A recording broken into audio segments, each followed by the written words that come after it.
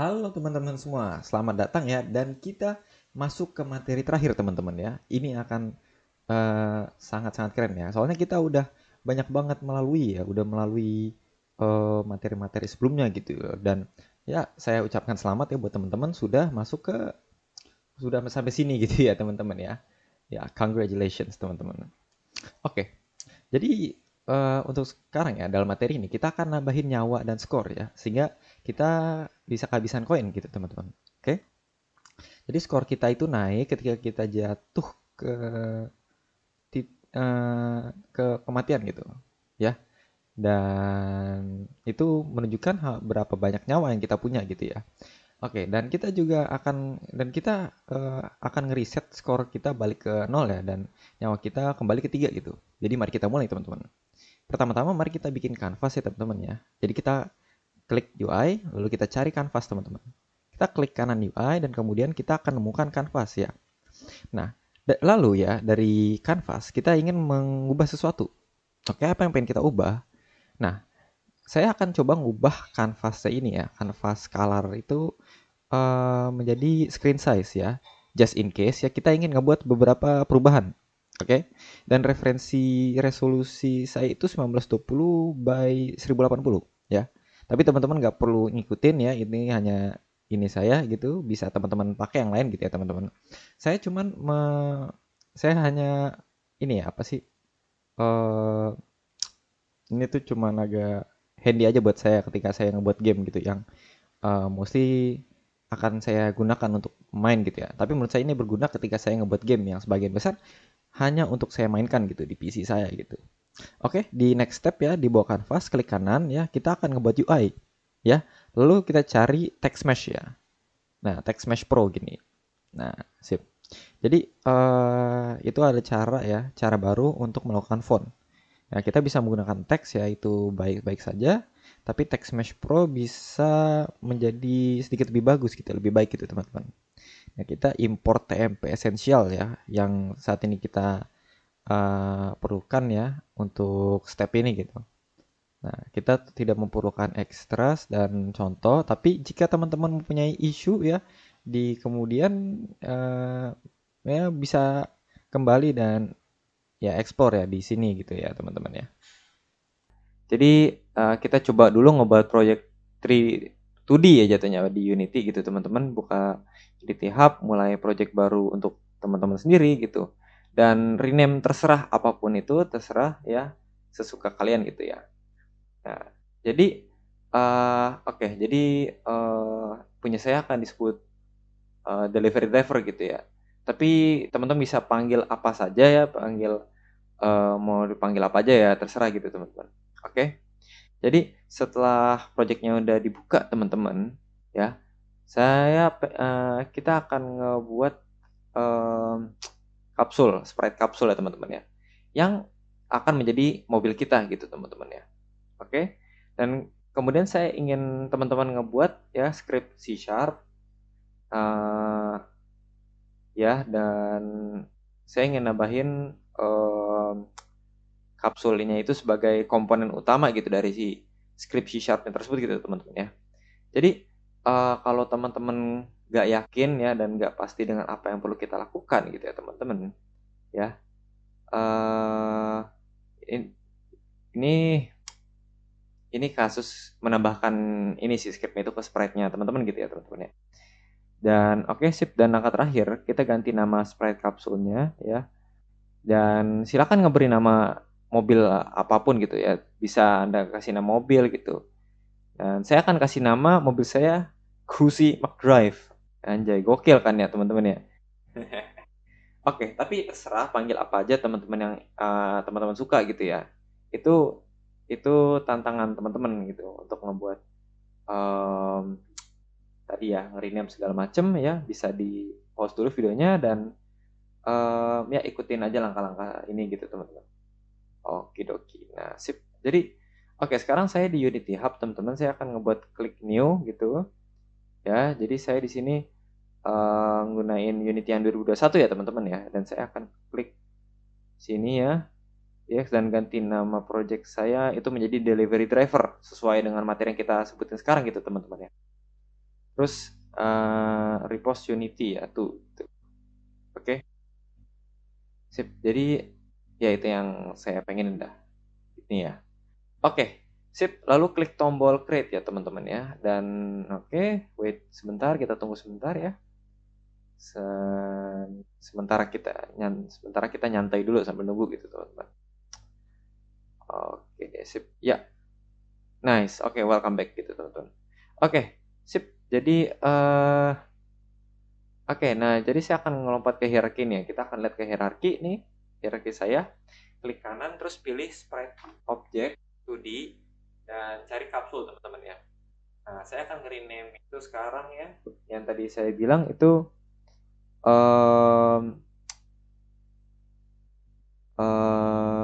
oke, saya akan sedikit ngeganti ininya ya, ngeganti namanya ya. Tadi kan kita kasih nama Kursi Mac Drive ya teman-teman ya. Dan itu untuk sekarang kita akan panggil aja Mac Drive gitu teman-teman ya. Karena terlalu panjang gitu mungkin ya teman-teman ya. Nah, sip. Jadi welcome Mac Drive teman-teman. Nah, apa yang perlu kita lakuin selanjutnya? Nah, sekarang kita sedang ngebuat script ya untuk diri kita sendiri gitu teman-teman. Jadi klik kanan di area aset dan buat script C#. Oke. Ya, kita akan memanggil nama pengemudi ini gitu teman-teman. Dan sekarang yang langkah terakhir adalah ngeklik ya si Mac Drive ini lalu drag ke driver teman-teman ya. Nah, saya juga bisa ngeklik tambahin komponen dan nyari driver di situ dan itu akan selesai gitu ya. Ya same job lah, pekerjaannya sama gitu, hal yang sama gitu. Nah, sekarang sedikit teori teman-teman ya. Jadi kita akan ngomongin soal teori gitu. Apa itu metode gitu ya. Nah, metode ini juga disebut sebagai fungsi, functions gitu teman-teman. Jadi banyak orang memanggilnya itu sebagai functions gitu teman-teman ya. Dan secara teknis mereka itu metode teman-teman. Tapi keduanya itu bisa dapat ditukar-tukar gitu ya teman-teman ya. Nah, jadi dua kata tersebut itu berkaitan dengan cara kita ngegunainnya teman-teman. Nah, dalam kesatuan dalam metode C# ini ya dalam Unity gitu teman-teman ya, itu mengeksekusi blok gitu teman-teman. Kode yang membuat game kita melakukan sesuatu gitu, bisa bergerak, bisa segala macam gitu ya. Nah, sip. Jadi metode itu udah melakukan banyak hal pada dasarnya ya, dan kita dapat menggunakan metode yang sudah tersedia di dalam Unity gitu. Itu merupakan kerja keras gitu teman-teman programmer di kantor pusat Unity itu udah ngebuat kita untuk kita gitu ya. Nah, sip. Oke. Jadi kita akan ngebuat metode sendiri gitu dan kita akan melakukan banyak hal gitu ya di kursus ini gitu ya, di materi ini. Oke, sip. Nah, hal yang lain yang saya ingin teman-teman ketahui ya dalam pengenalan metode ya yang singkat ini adalah kita ngebuat creatingnya teman-teman, ngebuat pembuatan gitu. Dan oke, jadi saat kita membuat sebuah metode, kita akan memberikannya nama dan menyebutkan semua hal yang harus dilakukannya gitu teman-teman, komennya gitu jatuhnya. Jadi metode itu mungkin menjadi suatu hal yang ngebuat apa ya sebenarnya kayak sprite gitu segala macam itu untuk tetap berjalan gitu, untuk bekerja gitu teman-teman ya. Yang membuat semuanya tuh make things turn around gitu segala macam gitu ya. Nah, kita juga bisa memanggil sebuah metode gitu ya, dan saat itu kita mengatakannya gitu. Jadi lakukan suatu gitu. Misalkan contoh loncat gitu. Nah, nanti kita akan membuat karakternya loncat gitu. Itu metode gitu teman-teman. Jadi kita kembali ke permainan ya teman-teman. Kita akan ngebuat script ya driver saya. Nah, klik 2 kali itu nanti kita akan klik.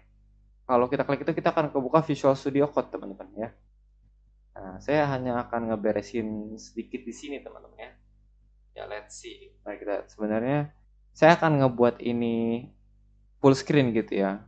Membuatnya sedikit lebih besar gitu. Jadi sementara kita mempelajari ini ya, mempelajari sesuatu gitu ya. Kita hanya ngelihat layarnya sejenak gitu teman-teman ya. Dan teman-teman lihat ya, kita telah menggunakan namespace ini ya, dan akan kita bahas nanti gitu teman-teman. Tapi basically ya pada dasarnya ya kita bisa menggunakan semua halnya di sini gitu teman-teman. Telah diberikan oleh insinyur Unity kepada kita gitu teman-teman. Nah, jadi kita nih udah memiliki kelas publik ya sebagai cara untuk mengelompokkan hal-hal serupa gitu teman-teman ya. Dan di dalam kelas tertentu kita memiliki metode tertentu yang dapat kita jalankan gitu. Dan habis itu kita kembali ya ke bintang pertunjukannya dan kita akan memperbarui gitu teman-teman. Jadi kita juga memiliki beberapa komentar di depan start di sini teman-teman ya. Nah, teman-teman bisa mengetahui bahwa itu adalah komentar karena warnanya hijau teman-teman ya. Tetapi juga ada garis miring ganda di bagian atasnya. Nah, di bagian atasnya start gitu teman-teman ya. Oke, sip. Jadi teman-teman bisa menggunakan komentar apapun ya yang teman-teman ingin nekanin garis miring ganda dan bilang ini ya segala macam gitu ya, ini sebagai komentar gitu teman-teman. Nah itu cara untuk membuat komentar, oke, dengan garis miring 2 gitu ya teman-teman. Ya pretty handy lah jatuhnya gitu. Nah sip, oke. Tapi untuk sekarang kita nggak perlu komentar khusus ini gitu ya. Jadi saya akan menghapusnya untuk saat ini ya teman-teman ya. Ya kita akan coba keep it clean gitu teman-teman. Nah kita punya 2 sprite teman-teman, satu di kiri, satu di kanan, dan masing-masing dari mereka memiliki box collider gitu teman-teman ya di mereka ya. Jadi jika saya mematikan sprite renderer gitu teman-teman ya, teman-teman bisa lihat di box collidernya ya sebelah kanan ya dan di sebelah kiri juga gitu. Nah sekarang saya sudah tahu gitu kalau misalkan ketika yang ini atau ketika itu bergerak itu akan nabrak gitu teman-teman ya. Jadi bisa dilihat gitu ada garis hijaunya di sini ya. Saya sudah ngebiarinnya seperti itu teman-teman. Nah, jadi teman-teman bisa ngelihat garis hijau gitu ya dan juga ini memiliki garis hijau ya, di mana itu adalah collider itu sendiri dan jika nabrak gitu ya teman-teman ya, jika bertabrak pada saat itu juga kita akan mendapatkan collision enter events gitu. Yang pada hal yang sama itu diketahui oleh Unity dan kemudian kita akan menggunakan momen itu untuk melakukan beberapa hal gitu teman-teman ya. Jadi kita bisa mengatakan kita akan memainkan particle effect gitu ya di akhir permainan ya, di akhir level atau di saat karakternya itu nge-crash gitu teman-teman ya. Jadi ada momen benturan yang terjadi ya pada collisions gitu teman-teman ya. Nah, maka enterlah 2 dimensi yang kita telah kerjakan gitu teman-teman ya. Ada beberapa hal yang ingin saya teman-teman ketahui juga gitu di saat uh, mereka tidak lagi ini ya, tidak lagi bersentuhan gitu. Akan terdapat events, ada peristiwa lain ya di mana berada di collision exit gitu teman-teman ya. Jadi cara kerjanya itu sama persis ya teman-teman ya. Tapi yang pertama itu adalah di saat mereka bersentuhan dan lainnya itu berhenti bersentuhan gitu ya teman-teman ya. Ya, itu sama halnya dengan volume pemicu teman-teman. Jika saya gerakan di sini itu adalah pemicu begitu bukan penumbuk gitu ya teman-teman ya, bukan collider. Maka saat anda ngelewatin triggernya itu ya, dan pada saat kalian ngebiarinnya itu di sini di situ ya teman-teman ya, nanti akan mendapatkan trigger exit event gitu teman-teman ya. Nah, dan kita bisa menggunakannya untuk let's say si pemain suncur salju ini ya, playernya ini ya. Jadi saya akan menghapus orang-orang ini, jadi kita nggak ngebutuhinnya lagi ya. Sip. Nah, kapan nih si sang snowboarder ini ya, pemain player kita ini menyentuh tanah gitu teman-teman ya. Disitulah collider itu akan menyentuh tanah gitu teman-teman. Collider kita itu tahu saat ini apa yang terjadi saat trigger enter gitu dan saat si pemain ini player ini uh, loncat gitu ya teman-teman ya. Lalu kita akan mendapatkan collision exit moment gitu teman-teman ya. Jadi ada beberapa sedikit teori di sini ya, tantangan besarnya ya.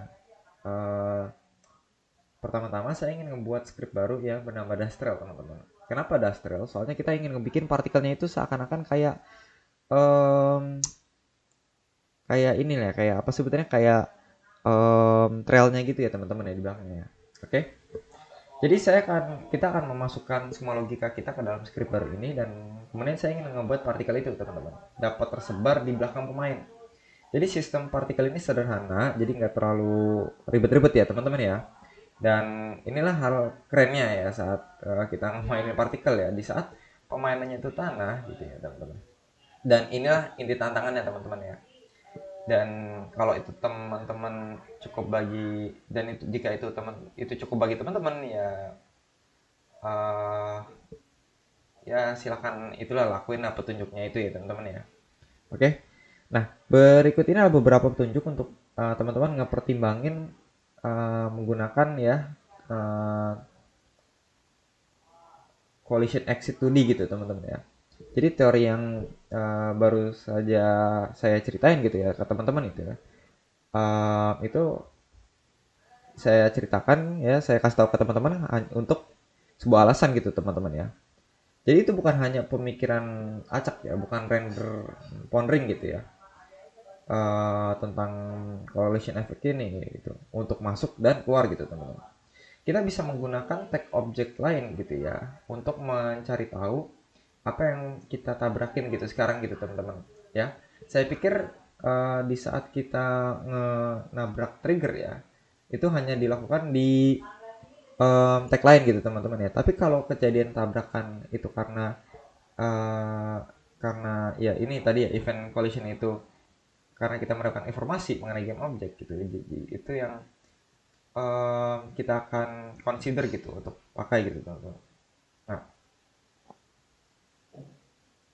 jadi oke, kita telah menggunakan particle system play di sini teman-teman ya. Jadi uh, saya yakin teman-teman bisa mengetahui apa itu particle system stop ini ya teman-teman ya. Karena ini adalah tantangan kita gitu teman-teman ya. Oke, sip. Jadi oke, lanjut ya. Jadi saya akan membuat sistem partikel ya dengan cepat ya teman-teman ya. Mungkin agak terlihat sedikit jelek, tapi klik kanan ya pada efek partikel system itu teman-teman. Saya akan ganti namanya sistem partikel menjadi um, kita ganti misalnya das partikel gitu teman-teman ya. Jadi ya saya pun tahu itu bukan secara teknis, itu bukan das ya gitu teman-teman. Berarti tapi itu akan um, jadi si partikel ini dia akan membuat dust gitu di belakang karakter ini kita gitu teman-teman. Kayak salju lah gitu teman-teman. Tapi kita akan menyebutnya itu dust ya teman-teman ya. Kita taruh di belakang tempat yang kita ingin keluarin ini teman-teman ya. Dan saya akan mengubah durasinya jadi cukup kecil. Jadi poin pertama, biarin perulangan ya, biarin live on looping gitu teman-teman. Gak apa-apa karena kita ingin dia terus bermain gitu teman-teman, sampai kita suruh untuk berhenti gitu teman-teman ya. Saat ini ya kita lihat kan ya, mereka nggak terlalu jauh ya teman-teman ya artikel ini ya. Jadi kita akan turunin lifetime-nya menjadi 0,5 teman-teman. Saya akan ngelakuin beberapa variasi nanti, tapi untuk sekarang uh, kita hanya akan mendapatkan kecepatan awal jumlah makro gitu teman-teman ya. Saya rasa nggak kenapa-napa karena saya akan pindah ya, kita ingin membuat mereka tetap bertahan gitu teman-teman ya. Jadi saya akan mengubah ini ya menjadi 50 gitu teman-teman ya. Oke, sip. Saya akan nyari renderer ya di bawah ini, ganti material, lalu klik selektornya teman-teman ya. Oke, ke yang ini, ke square ini teman-teman ya. Oke, good. Nah, mereka terlalu gede sekarang. Jadi kita coba kurangin ukurannya menjadi, kita katakanlah 0,2 gitu ya. Oke, so far so good gitu teman-teman ya. Nah, sekarang saya ingin ngeganti ya, ngubah simulasi gitu ya, simulation space-nya dari lokal gitu ya ke world gitu teman-teman. Jadi itu artinya kita akan apa ya sebetulnya? Izinkan saya untuk melihat apakah saya dapat melakukan simulasi ini untuk Anda di sini gitu teman-teman ya. Oke, sip. Oke, so far so good ya teman-teman ya. Nah, jika saya menambahkan secara lokal, saya akan menggerakkan karakter si pemain ini gitu ya, playernya ini gitu teman-teman. Jadi teman-teman bisa melihat bahwa seluruh sistem partikel itu bergerak ya, dan bergeraknya ini berkeliling gitu ya, ngikutin karakter saya gitu teman-teman. Jadi ayo kita klik mainin ya, kita lihat ya secara umumnya, secara kasar ya. Oke. Dan saya nggak terlalu ingin mempermasalahkannya saat ini karena saya tahu saya ingin masuk ke kodenya gitu. Tapi mari kita lihat ya sehingga teman-teman bisa melihatnya ya. Oke, sip. Jadi maksud saya ada partikel kecil yang berterbangan di belakang saat kita jalan gitu teman-teman. Kelihatannya oke gitu. Saya akan ngubahnya gitu. Jadi uh, jadi daripada kita pancarin dalam lingkaran seperti ini, kita ubah bentuknya teman-teman ya. Jadi kita ubah bentuknya ke cone gitu. Menurut saya gitu keren gitu teman-teman ya. Nah, dan teman-teman bisa ngeliat ini nggak kelihatan kayak cone gitu teman ya, nggak kayak kerucut gitu ya. Ya, jadi kita klik D gitu teman ya. Yang teman-teman lihat ya, si cone-nya ini menunjuk ke layar ke sumbu Z gitu ya teman-teman. Nah, jadi kalau kita ubah ke Y ya teman-teman. Nah, ini akan mengubah ke belakang gitu teman-teman, kerucutnya gitu ya. Dan saya akan setel ini ke minus 90 gitu. Ya, kurangi titik awalnya gitu teman-teman ya. Nah, itu akan menjadi radiusnya gitu. Turunin sedikit, terus naikin sedikit ini juga, jadi kita akan lihat bagaimana gitu ya. Lumayan lah ya, not too bad gitu. Nah, saya akan mengubah satu hal terakhir dan kemudian saya akan move on gitu teman-teman. Saya akan mengubah awalnya ya terus percepat menjadi 2. Nah, ini dia ya, beberapa partikel dust ya. Oke. Nah, cukup bagus untuk saat ini. Jadi kita akan menyempurnakannya nanti gitu teman-teman ya. Tapi untuk sekarang ya kita mempunyai sesuatu yang disebut dust particle, dan dust particle ini nempel di player ini gitu teman-teman ya. Jadi hal berikutnya yang saya ingin lakukan teman-teman ya itu akan um, ngebuat C sharp dan kita akan menyebutnya dust trail teman-teman ya.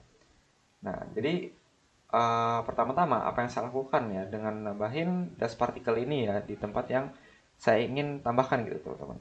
Jadi saya akan nambahin dust trail ya sebagai script dalam di atas pemain ya teman-teman ya, di atas playernya gitu. Jadi saya akan scroll ke bawah dan drag ya dust trailnya itu ke Berry teman-teman, ke si playernya ini gitu. Dan teman-teman mungkin akan berkata gitu, kenapa nggak ngeletakin semuanya aja ini di player controller gitu ya teman-teman ya. Nah, kita cukup memasukkan semua kode kita ke sana gitu ya. Tapi kalau kembali lagi ya teman-teman ya, kalau misalkan